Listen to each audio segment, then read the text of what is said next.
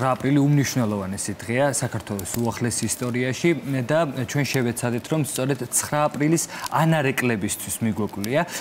თქვენ როდესაც გადაცემის წინა ნაწილში 9 აპრილის შესახებ საუბრობდით, იქ ახსენეთ რამდენად ესე მძაფრად მუშაობდა ცენზურა ამ ფაქტების მიჩქმალვაზე, შეცვლაზე, ფოტომასალასაც კი ცენზურა ედებოდა გარკვეული პერიოდის განმავლობაში, საბჭოთა პრესა როგორ აშუქებდა ამას ყველაფერს და იმიტომ ვახსენებ მე ამ ფაქტებს რომ კინოსთან ცხადია კავშირი აქვს, კინო მასობრივი ხელოვნებაა და შესაბამისად გავლენას ახდენს ქვეყანაში მიმდინარე ცენზურა ამ ფაქტებზე. თუმცა მაინც ვეცადეთ რომ რამდენიმე ფილმი მოგვეძებნა, რომელშიც მანამდე 9 აპრილის ანარეკლები აისახა და ერთგვარ წინასწარმეტყველებადაც იქცა.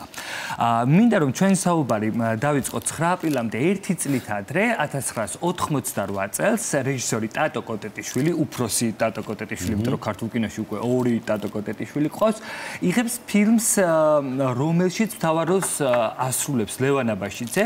ეს გახლავთ ქალაქის ცხოვრება, City Life და უნდა აღინიშნოს რომ ეს ტანდემი ტატო კოტეტიშვილისა და ლევან აბაშიძის მანამდე ძალიან მნიშვნელოვან ფილმს ანემიას იღებს, რომელიც სისხლნაკლებობას ნიშნავს ანემია და ამ ფილმში აღიწერა იმ პერიოდის 80-იანი წლების ეგრეთ წოდებული დაკარგული თაობის სწორედ სისხლნაკლებობა, რაც მათ აწუხებდათ და მთავარი გმირი ლევან აბაშიძე, რომელიც ეპოქის ერთ-ერთი ყველაზე მნიშვნელოვანი კინომსახიობია, ამ ფილმში დედაქალაქიდან აი ამ სისხლნაკლებობით დაავადებული საზოგადოებიდან გადაინაცვლებს მთებში. მისი ერთგვარი პროტესტიც არის, მაგრამ პროტესტთან ერთად არის სურვილი რომ იბრძოლოს სათავეებთან. მთა მოგხსენებათ როგორი ფილოსოფიური დატვირთვის არის ზოგადად და მათ შორის კინოშიც და გაერიდება ამას ყველაფერს. ფილმში ძალიან საინტერესო გზავნილებია. აქ არის ილია ჭავჭავაძის ბედნიერი ერიც გაჟღერებული და ძალიან ესეთი ნიშანდობლივი ელემენტების მატარებელია ეს ფილმი და ამის შემდეგ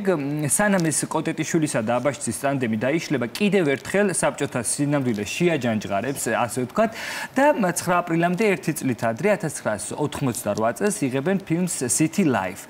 აქ უკვე ლევან აბაშიძის გმირი თბილისშია, დედაქალაქში უყურებს აი ამ მოვლენებს და ეს პერსონაჟი ერთგვარად საკუთარი თავის აღმოჩენით არის დაკავებული. მნიშვნელოვანია ის, რომ აი ჩვენ ხედავთ კადრებს აი ამ ფილმიდან, აქ ლევან აბაშიძის გმირი აკვირდება ქალაქში განვითარებულ მოვლენებს, ისმის ლოზუნგი გაუმარჯოს 15 წუთიან ფილმში, როგორც აი ჩვენ ხედავთ კადრებს და ფონად ხმაც აქვს ამ კადრებს, სადაც ისმის ეს ლოზუნგები, რომელიც მთავარ გმირს ყველგან თან დაყვება და როდესაც ამ ფილმს უყურებ, ერთგვარი საფოსტო ბარათის პრინციპით არის გადაღებული, აისახება სხვადასხვა ადგილი და როგორც მაგალითად ფოტომასალაში, რომელიც ამ აქციებს ასახავს, შეგვიძლია ვნახოთ რომელ აქციაზე რამდენი ხალხი იყო, როგორი იყო მუხტი, როგორი განწყობა ჰქონდათ ამ ადამიანებს, ვინც საქართველოს დამოუკიდებლობისთვის იბრძოდნენ.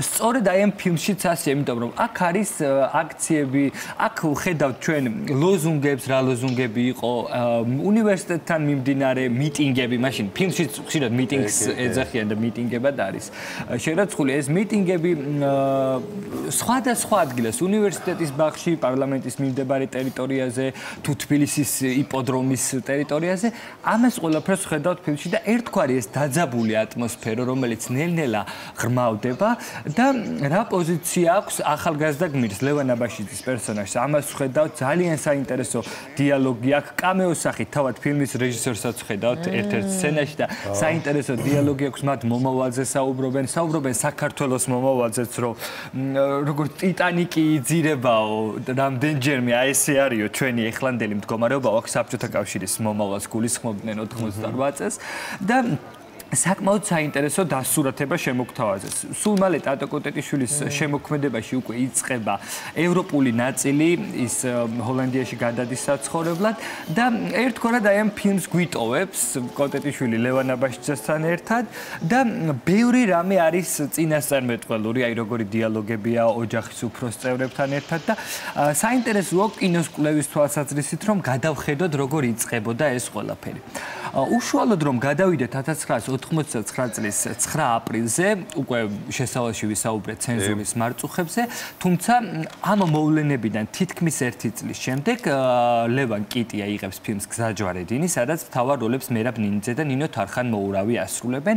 აი აქაც ჩვენ ფილმის შესავალში გვესმის ეს მოწოდებები, ლოზუნგები, რომლებიც საკმაოდ მკაფიოდ ისმის. ნინიძის გმირი ამ შემთხვევაში გახლავთ ახალგაზრდა კომპოზიტორი, რომელიც საკუთარ სტუდიაშია შეკეტილი, ცდილობს რომ აი ეს რაღაცა მიკროკოსმოსი შეიქმნას და იყოს თითქოს გათიშული ამ მოვლენებისგან და მისი მეგობარი და ყოფილი შეყვარებული, ასე ვთქვათ, ნინო თარხან-მოურავის პერსონაჟი მიდის მასთან და ძალიან საინტერესო დიალოგი გაიმართება და მნიშვნელოვანია ის, რომ აი ამ ფილმში ასახულია ასევე კომენდანტის საათი და ფილმის კულმინაცია სწორედ აი ამ საათების დროს დადგება. საკმაოდ საინტერესო გადაწყვეტას აქვს ადგილი უშუალოდ 9 აპრილის ღამე აქ სწორედ ხმაურებით შემოდის და ის ხმაურები გასცემს ფილმს, რაც საკმაოდ სიმძაფრეს სცენს და როგორ გადაიღეს ეს ფილმი. უნდა გითხრათ, რომ ცხადია ძალიან რთული იქნებოდა იმ პერიოდში ამ თემაზე ფილმის გადაღება, თუმცა საქართველოში არსებობდა თეატრალურ ინსტიტუტთან არსებული სტუდია დებიუტი, რომელიც დამწყებ რეჟისორებს აძლევდა საშუალებას, რომ მათ გადაიღოთ პირველი ქართული ფილმები. ბევრი მნიშვნელოვანი ფილმი ასეთ სტუდიაში სწორედ გადაღებული და იმ ხანად ამ სტუდიას ხელმძღვანელობდა არაჩვეულებრივი რეჟისორი რეზო ესაძე, რომელიც მოგვეხსენება როგორი თავისუფლების მოყვარული და მნიშვნელოვანი რეჟისორი გახდა და აი ამ სტუდიას არ ჰქონდა ვალდებულება მოსკოვთან. ანუ თუ კინოსტუდია ქართული ფილმის ნამუშევრები უნდა წასულიყო მოსკოვში და იქ გაევლო ეს საფეხურები, ეს სტუდია იყო თავისუფალი და სწორედ აი ეს აღმოჩნდა თავშესაფარი, სადაც მოახერხეს ამ ფილმზე მუშაობა და ერთ-ერთი უკანასკნელი ფილმია ამ კინოსტუდიის, იმიტომ რომ მალე მან უკვე შეწყვიტა არსებობა. და მინდა ნახოთ ერთი ეპიზოდი, სადაც დიალოგი არის ასახული მერაბ ნინიძის და ნინო თარხან-მოურავის და შემდგომ გავაგრძელოთ საუბარი. რას ლაპარაკობ? შენ იცი რა ხდება გარეთ? ამბობენ ჯარი შემოყავთო. დილით ქუჩებში ტანკებმა იარეს. ვერ გავიგე რას ამბობ, რა უნდა თქვა, ყველაფერი ფეხებზე კიდია და ზიხარაკ. მე მუშაობ, გესმის? მუშაობ. ხო, იმუშავე. ამი დღეს ახში არ ყოფილი. ხო, მუშაობ. მოკლედ რაც გინდა ის ქენი, მე უნდა წავიდე მელოდებია, მუშაობს.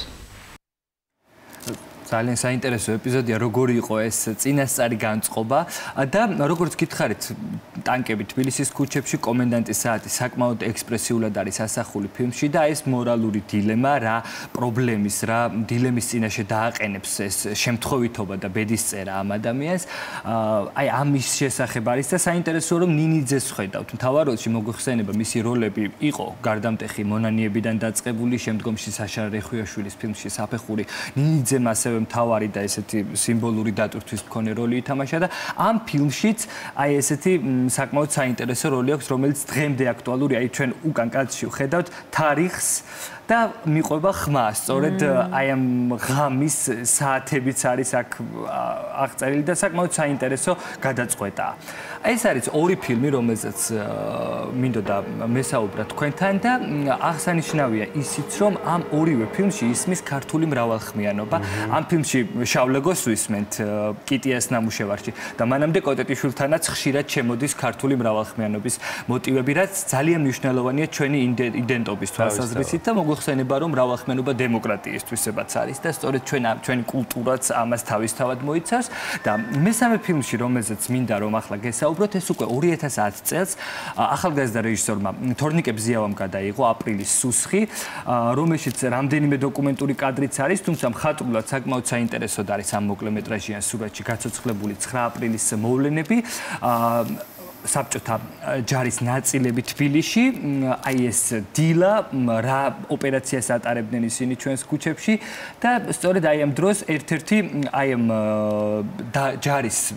ჯარისკაცი, მარტივად რომ თქვა, როგორ გაიგებს დოლის ხმას, მუსიკის ხმას და შევა მიტოვებულ სკოლას, სადაც ქართულ ცეკვას ასწავლის ასაკოვანი მასწავლებელი თავის მოწაფეს და რა გარდატეხას მოახდენს აი ამ ჯარისკაცის ცნობიერებაში ეს სცენა, ქართული ჰანგი, ამ შემთხვევაში უკვე ქართული ცეკვა და იმიტომ დავუკავშირე ქართულ მრავალხმიანობას, რომ აი ამ ჩვენი ბედისწერის ტრაგიკულ და ამავე დროს ძალიან ამაღლებულ მომენტში რამდენად მნიშვნელოვანია ჩვენი თვითყოფადობის გამომხატველი მოტივები და საკმაოდ საინტერესო გადაწყვეტა აქვს ამ ფილმსაც, ბევრი საერთაშორისო ჯილდო იმსახურა და ეს უკვე სულ სხვა დეკადიდან არის დანახული, უკვე 20 წლის შემდეგ არის 9 აპრილი დანახული და ამიტომ საკმაოდ საინტერესოა რეფლექსირება აი ამ თემებზე. და აი ასეთი იყო სწორედ 9 აპრილის ანარეკლები ქართულ კინოში.